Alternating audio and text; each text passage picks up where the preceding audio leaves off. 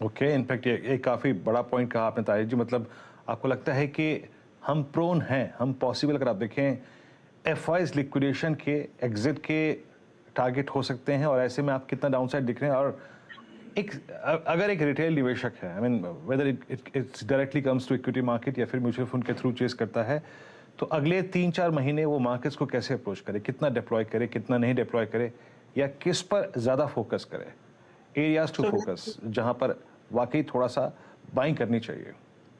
जी, सो वीरेंद्र जी, जो हमारी नीति रही है और हमने जो पिछले कुछ महीनों से जो हम बताते आ रहे हैं या सोच हमारी जो रही है वो ये है कि India can do better and India के लिए इकोनॉमिक कंडीशंस आर बेटर वगैरह वगैरह, और उसके कारण मतलब local stories, domestic stories should be preferred over global stories.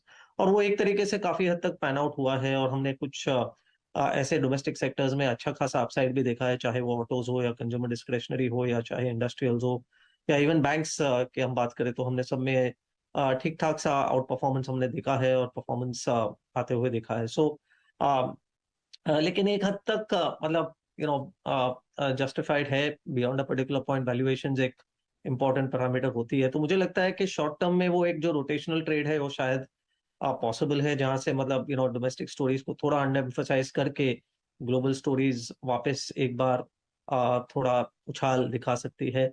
हमने वैल्यूएशंस में जो हम 16,000 के रेंज में जब थे कुछ महीने पहले, जून जुलाई में 15,500-16,000 के बीच में, तब वैल्यूएशन एक लेवल पे एक्चुअली 5 ईयर एवरेज के नीचे आ गए थे बाय स्मॉल मार्जिन। सो उस समय एक वैल्यूएशन का भी कंफर्ट था। अब वो वैल्यूएशन का कंफर्ट अभी इतना रहा नहीं है।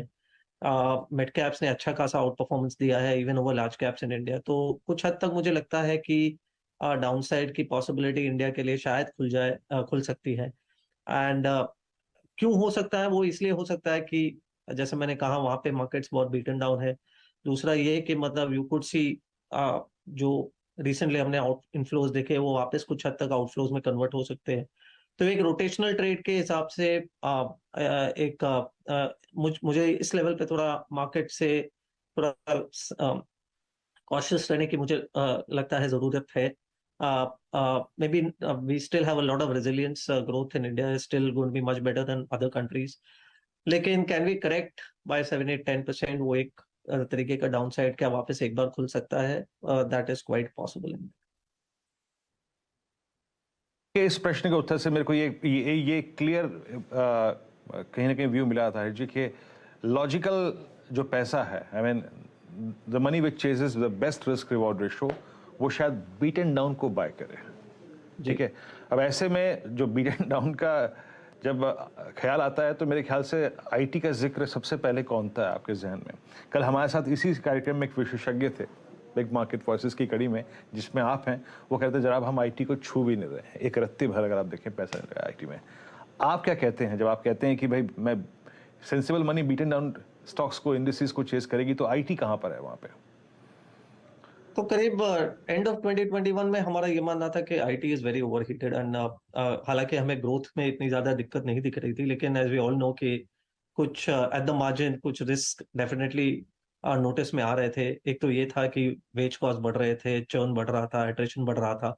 वो एक तरीके से एक थोड़ा बहुत हल्का सा तो रेड फ्लैग डेफिनेटली हो गया था।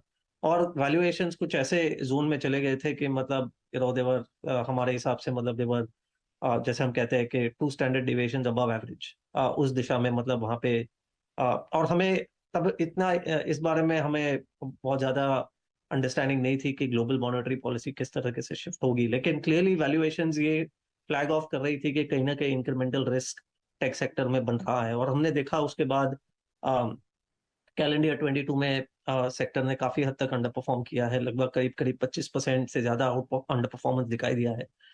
तो एक हद तक वैल्यूएशन में जो एक्सेस था वो क्लियरली मॉडरेट हो गया है। हाँ, मैं नहीं कहूंगा कि ये सेक्टर सस्ता हो गया है या इसमें अभी ग्रोथ के जो कुछ रिसेंटली जो कंसर्न्स आने लगे हैं वो कंप्लीटली डिसमिस कर देना चाहिए, लेकिन आ, जो बहुत ज्यादा उसमें जो एंथुजियाज्म बना हुआ था वो क्लियरली अब नहीं है। और जैसे आपने कहा, बहुत सारे मार्केट पार्टिसिपेंट्स ऐसे हैं जो सोच रहे हैं कि मतलब it is very beaten down, मतलब it will still underperform. तो आई थिंक एक नेगेटिव सेंटिमेंट ऑलरेडी बनते जा रहा है ये सेक्टर की तरफ।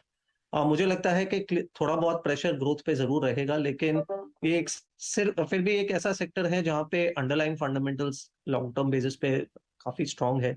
हम जानते हैं कि इन सब कंपनीज की बैलेंस शीट्स बहुत अच्छी रूप में होती है। उनके कैश फ्लोज, उनकी जो फ्री कैश पोजीशन होती है वो बहुत अच्छी होती है, रिटर्न ऑन कैपिटल बहुत अच्छा होता है। तो मुझे लगता है कि अगर थोड़ा लंबा व्यू लेना है, 12-18 महीने का व्यू लेना है, तो मुझे लगता है कि टेक यहाँ से धीरे धीरे, ऐसा नहीं कहूंगा कि you should plunge into it, लेकिन कहीं ना कहीं जो अंडर परफॉर्मेंस है उसका एक थोड़ा लाभ लेना चाहिए। और क्लियरली जो वैल्यू स्ट्रेटजीज है उनमें तो हम धीरे धीरे करके हमारा जो अंडर वेट इस सेक्टर में हुआ करता था ऑन बेसिस ऑफ वैल्यूएशन, वो हम धीरे धीरे भरने की कोशिश में लगे हुए हैं। तो I think I don't want to keep a 3 month view on tech, लेकिन हाँ, अगर मैं 12 से 15 महीने का व्यू रखूं तो मुझे लगता है कि धीरे धीरे एंट्री पॉइंट्स क्लियरली ये सेक्टर में बनती जा रही है।